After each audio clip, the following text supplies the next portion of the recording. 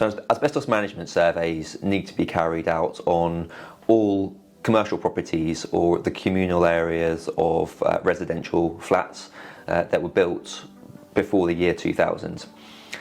They can be carried out if the building is occupied, because there's no sort of damage caused to the fabric of the building. We don't sort of go in and make a mess. It's just looking at all of the areas that can be accessed without causing any damage. So it's a thorough survey. You look through all of the parts of the building, every room, and all of the building fabric, sort of go into all of the nooks and crannies, check floor, wall, ceiling fabric, lift up ceiling tiles and check into voids. So everything you can access as far as practicable without causing any damage. And it's needed to form an asbestos register for the building, so to identify all of the asbestos that you can find, and then have a register of those asbestos materials and a risk assessment of how they can be safely managed in place or removed if they need to be removed. An asbestos refurbishment and demolition survey is carried out if there is going to be any refurbishment works within a property, or, as the name suggests, if there's any demolition work of part or all of that building that's planned to be carried out. And a refurbishment survey or refurbishment and demolition survey is a much more thorough survey where you will get into all of the building fabric for the area of the building that's going to be worked on, or the full building if it's a demolition. So it's a destructive survey. It needs to be carried out on a vacant property that doesn't have like any people or furniture in the areas of the building that you're working on. And as it's destructive, it will cause damage to the fabric, because we need to get into every part, every void, floor voids, wall voids, ceiling, boxings, so that there's generally damage caused to access those areas. So for an asbestos management survey, this is needed for all commercial property and the communal areas of residential flats built before the year 2000. So if any of those properties need to have the survey, anyone that's in charge of the management or maintenance of the properties needs to ensure that the survey is carried out and that there is an asbestos register for the building. For a refurbishment survey, it very much depends on what is being carried out as to who instructs it and when the survey is done. If it's a refurbishment, or even down to like a very sort of minor element of works, for example a cable install, you might be sort of running a cable through a specific route in the building for a fire install or electrical works. So we would very much tailor that survey to just look at the building fabric that's incorporated within those works and that will be affected by those works. That will be instructed by either the building owner or manager that's instructing the electrical works, or it may be instructed by the company that is carrying out the works. So it's sort of very much down to the working practices of those two parties and work it out between them, depending on what their preference is. For a demolition survey, it's quite often carried out by the demolition company, or instructed by the demolition company. Similarly, though, to the more minor refurbishment works, it could be instructed by the owner of the building or whoever is in charge of the overall project and works. So quite often we have architects or chartered surveyors and other commercial property professionals who act on behalf of their clients and instruct us to carry out the surveys. An asbestos management survey only needs to be carried out once as an initial survey of a building.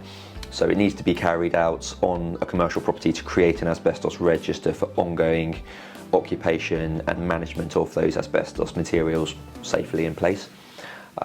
It would also be considered as part of acquisition due diligence if you were looking to buy a property, because it will identify most or all of the asbestos in the building.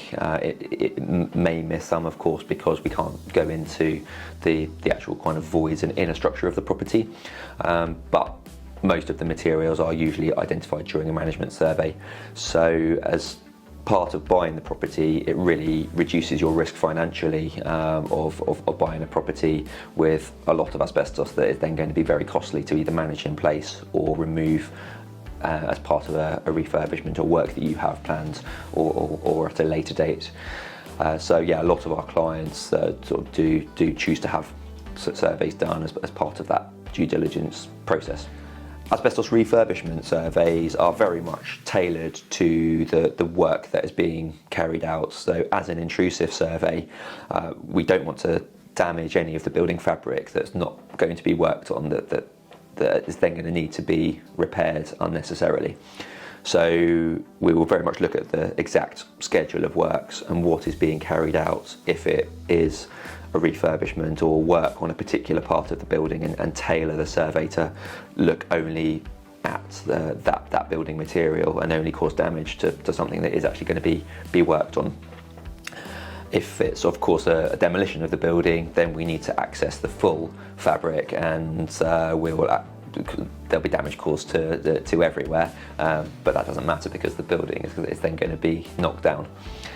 Each of these surveys is only carried out once, specifically for the works that are being carried out. So if a survey has been carried out for a specific refurbishment or an element of work to a particular part of the building, then that's only needed once for that project. But of course there may be another sort of refurbishment or different works carried out at a later date on a different part of the property, which would then need another bespoke refurbishment survey carried out to that particular element that is for that works that are being carried out.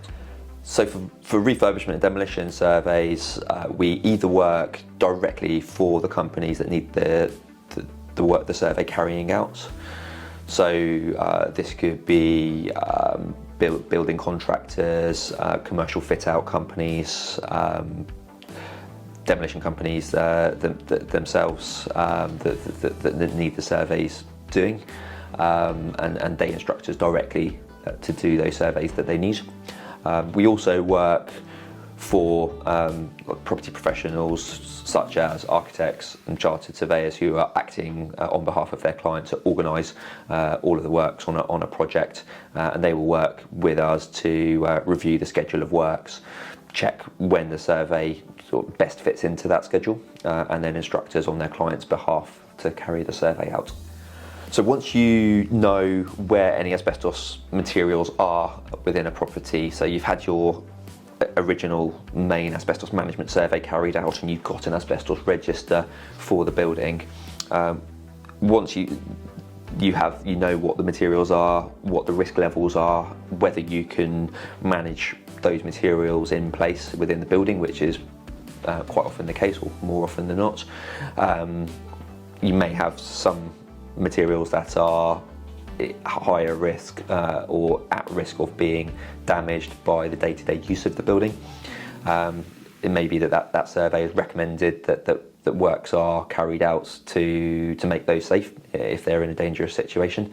Once you have the register up to date, and then also what is called an asbestos management plan in place to fully manage the materials on an ongoing basis.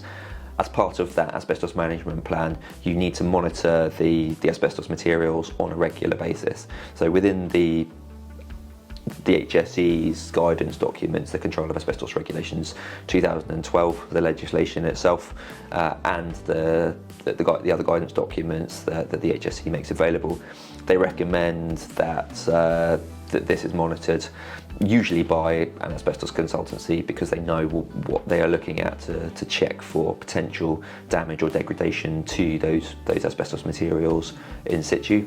And frequency-wise, they don't actually specify within the legislation a set frequency, but the industry standard is annually, because that will then demonstrate that you are being diligent and following that guidance to ensure that the asbestos is managed properly, and make sure that if there was damage, it's getting spotted at a good interval, and it's safely managed in place. So we have several ways you can get in touch. Via the website, you can either complete an online form. It's got our phone number and email address on there, so send us an email with any inquiries, any questions, any details, or feel free to pick up the phone, and we'd love to hear from you and discuss your requirements and any questions you may have.